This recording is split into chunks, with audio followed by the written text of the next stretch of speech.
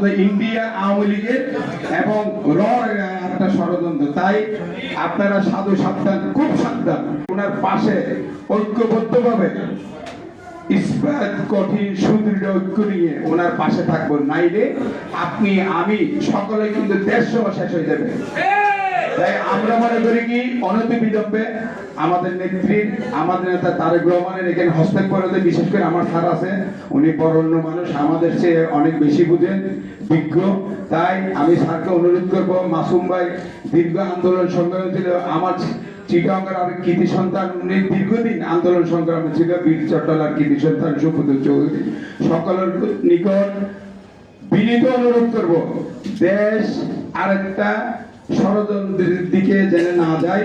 আপনারা যে যার যেখানে আছে, এবং কেউ যেন ডক্টর ইউনূস স্যারের বিপক্ষে কেউ লেখালেখি না করেন, বিপক্ষ অবস্থানে আমরা সবাই ওনার পিছিয়ে আছি, উনি দেশটাকে এটা নিয়ে যান। কিন্তু স্যারেরও ডক্টর ইউনূস সাহেবের একটা রোড ম্যাপ ঘোষণা করা উচিত।